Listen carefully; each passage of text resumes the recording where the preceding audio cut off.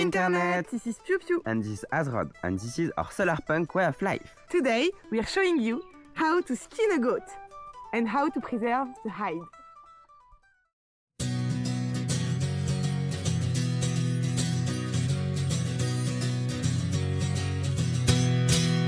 Hey, je t'aime le punk, je t'aime. Et tout ce que je connais bien, je te le dois. Et chaque fois qu'un squat fermera, je gueulerai comme un putois. Coupe-nous la tête, il en pousse deux. Avec des chicots plus dégueux. Si le punk est mort, je crois qu'on est nécrophile.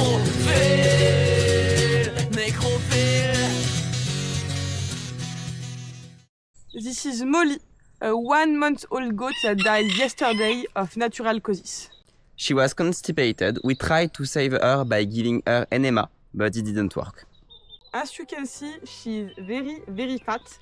That's why we think she had trouble pooping. So the way it works is we will have to cut the asshole, then we will slice her belly upward until we reach her head. Once at the head, we will have to slice all the way to the chin. Then we will practice incision along the legs this way and this way. Then the two Front leg. front leg, thank you. And once it's done, the last thing we will have to do is basically rip off the skin like a socks. And in the end, you will get a hide just like this one. Actually, this was Molly Première, the first one to be named Molly. We have a lot of Molly deaths here. Fun fact, the name Molly Maguire comes from extremist worker activists that were acting during the 1800s. Basically, they did the same as Luigi Mangione, but they were Scottish.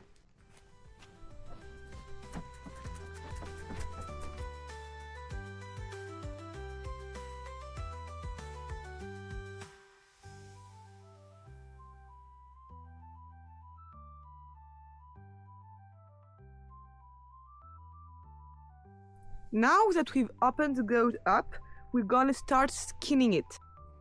We're gonna do it from the bottom part to the head.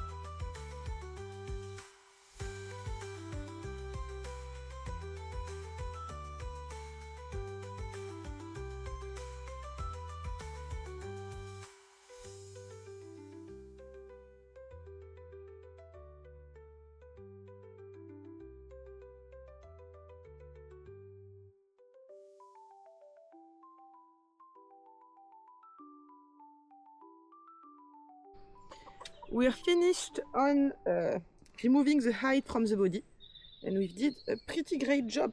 The big skin, and we managed to keep both the head, the ears, and the horns. It was really long. Took 20 minutes just for the head. The next day. This is one day after, because it's very hot in the tent, it started drying, so we're letting it soak for a bit. Now that the skin is a bit more supple, we're gonna try to remove the grease and the leftover meat from the skin. We are trying to preserve it without salt, because the goats love salt and keep trying to eat the skins. As you can see, there are a lot of these small parts, which is part of grease, and we're using a flat stone to get them off. We could be using a knife, just like the one we used to open up the goat, but with a knife there is too much risk to cut directly the skin and damage the hide. This is Solarpunk because it's an effective way to use our resources. We recycle a dead body. This helps us emancipate ourselves from capitalism because it helps us to not buy fabric. Next time, we should be more careful to start treating the hide as soon as possible and not living in a boiling tent.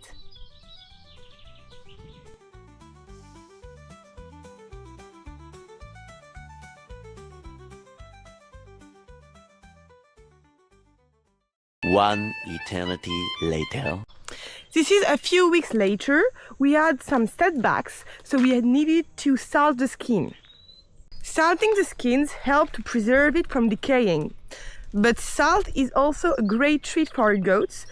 So salting our skins, not our skins, but those skins, makes the goats want to eat the skins from the baby goats. As you can see, the preservation is fairly nice. There are just some burn or really dry parts because we let it to dry out in the tent and it creates a greenhouse effect. So now we're gonna clean the skin.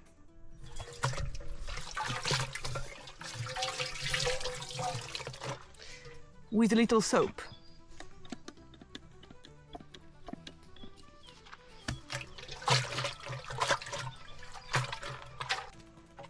As you may know, we have finally signed the deed for a land. So we aren't landless anymore, we're just homeless. In the meantime, we stayed on this part because we had some chickens that lay eggs in the wild.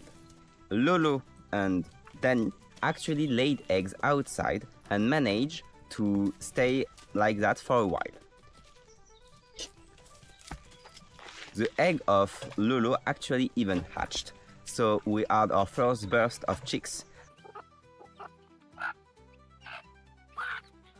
And the one inside the cage with Raz also hatched. During this time, we also lost one of our roosters, Cassandra. It was foxes, and we believed it happened during the day when we were away signing the deed. But because Lolo stayed outside unsafe, and we weren't even actually able to locate her, we thought she would be okay. After the birth of her hatchling, she decided to stay outside, and a few nights back we heard noise in the middle of the night, and in the morning she was alive, but none of her hatchling were with her. We know she was attacked because she was missing most of her rear feather. We think she lost them during the attack so that she could better escape. At this moment, Danny was still outside, but we believe that... Quoi? Bah ça a foiré. Comment ça va? La préservation de la peau a foiré. D'accord. Because the rooster was attacked during the day, and because we were on Saturday all day as a pride, and we noticed the disappearance of the baby chicks on Sunday, we thought that the attack happened when we were at the pride. So next night, another of our incubating chicken, Danny, was attacked. And actually we heard the attack and we practically witnessed what happened.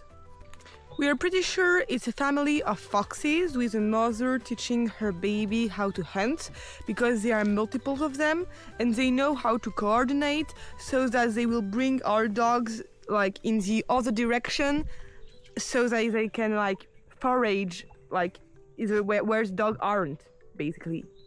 So yeah, basically we've just lost 7 baby chickens and 1 mother chicken that was incubating 11 eggs. So it was a big loss. Yeah. Because we were waiting for Danny's chicks to hatch, we were waiting for them to hatch to move to the next terrain. But because now they're all dead, well, we're just gonna move as soon as we can. So we just need to find someone with a car or a truck to help us move our chickens to the next terrain, and we'll move the goats by foot. We do have some perspective on the situation because at the time we're filming, there's still a genocide going on in Gaza, and a ship with, I think it's 14 people and 6 French people, including one of our European deputy, Rima Hassan, and also Greta Thunberg, which is a really well-known ecologist activist, are on a ship and actually are not in the ship and are being detained by Israel. And we have like no information and we don't really know where they are. So yeah, this isn't the worst thing that's happening right now. Well, just to be clear, I meant that the chicken death is not the worst thing going on in the world right now. There are worse stuff happening like right now. And because we can't go to the manifestation going around the country, because it's far and we still don't have a car, well, Free Palestine and they have other support. Concerning the skin, well, we plan to do something very different, but because stuff came in the way, it's not the best skins that we're preserving.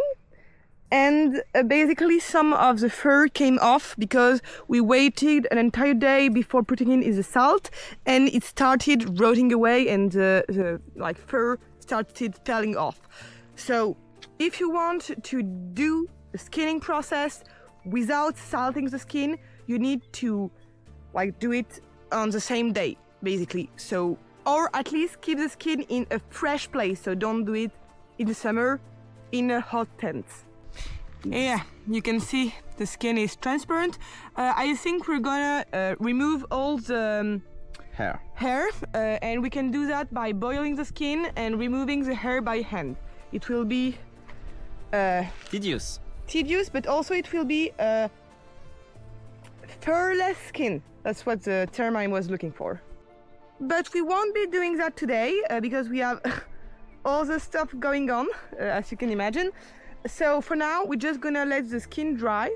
After it dried, because the brain started decomposing, we're not going to use the fat brain, the fat from the brain to hydrate the skin, so it will stay not flexible. Thank you.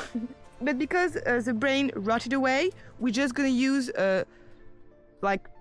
oil, basically. Butter or oil. Yeah. So coconut butter, you can use just butter or karité butter. Not sure. Any kind of fat is good, and it also adds a layer of hydrophobic. So basically the skin will be able to keep water away more easily while being more flexible and soft to the touch. Exactly. But we're gonna let it dry first because, as you can imagine, oil and water don't mix well. So we love you and appreciate you. See you. Bye. Tu tournes par rond, mais moi j'avoue j'adore ça, te voir tracer ta route à l'arrache en zigzag. Ils font pitié tous ces morts d'eau douce, moi j'avoue j'adore ça quand tu fais les vagues.